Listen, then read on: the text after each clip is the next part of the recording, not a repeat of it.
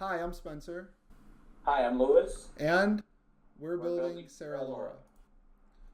So right now, when doctors are using the computer, this is typically what they see on the screen. It's an electronic health record. And so if they want to get some information about the patient, they have to start clicking through 7 or more tabs, and it takes them anywhere from 15 to 20 minutes to begin piecing together some information about the patient.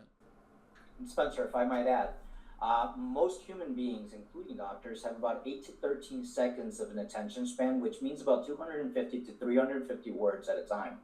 An EHR, with the amount of patient records that they have to review, well exceeds this particular bandwidth.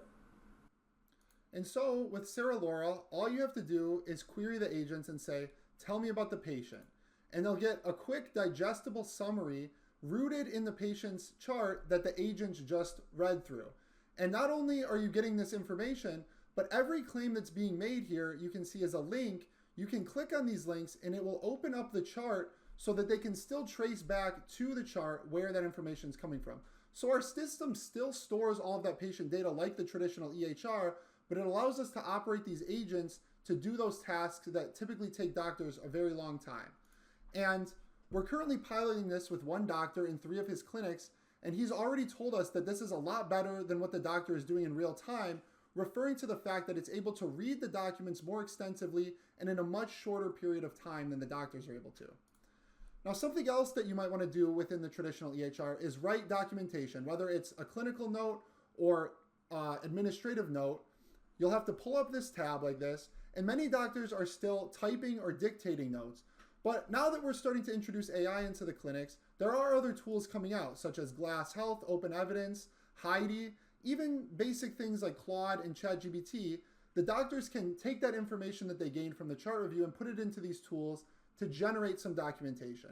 And then what they'll do is they'll come back to the EHR and paste that information in.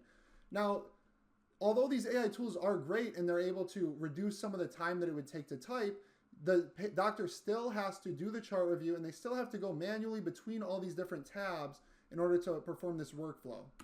And within Serelora, you simply say, draft a note for the patient. Now this can be a SOAP note, it can be a prior authorization, and that'll go ahead and run. The agents will read over the record and it will generate that document in the context of that particular patient, just like this.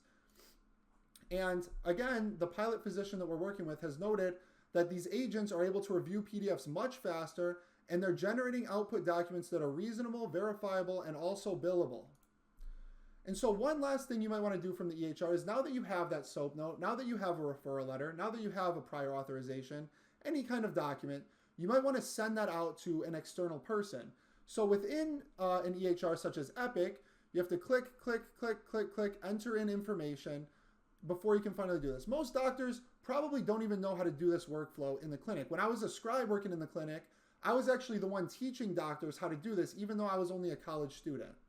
And so with Serelora, all you have to do is say, send it to whoever you want to send it to, and boom, within 10 seconds, that documentation will get sent out. Healthcare admin is about $740 billion problem. Healthcare IT captures about $63 billion of that to date.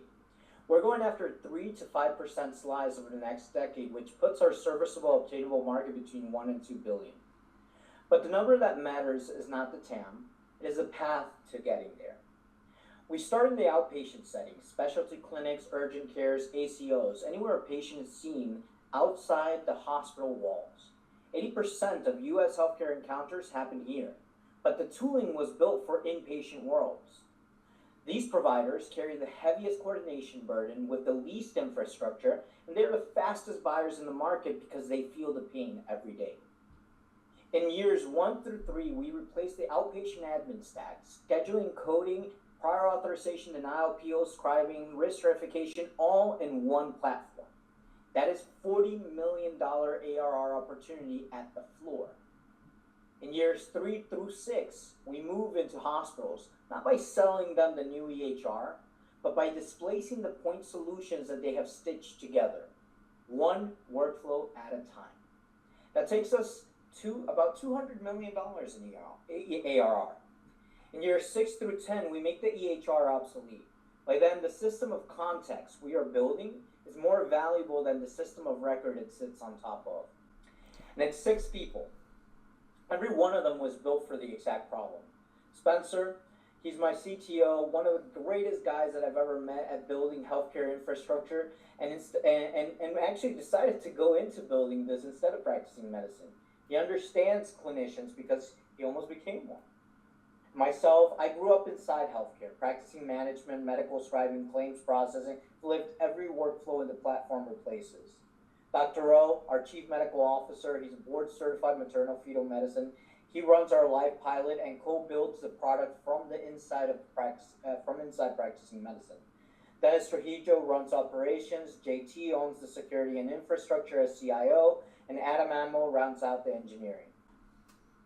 So the reason why Serelora is different, everybody's bolting AI onto the EHR as if it were the best system of record that exists, and it's not.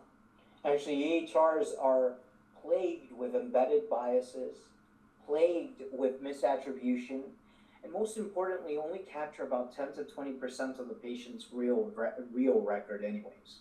Most of the real data that actually affects and impacts patient health in terms of positive health outcomes, in terms of health equity, actually live in SDOH data, which the EHR does not capture.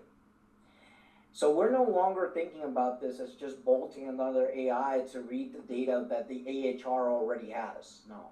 We're building the data from the ground up so that risk prediction can actually be real risk analyzed and not just something that we believe is being analyzed through EHR data, which might or might not be right.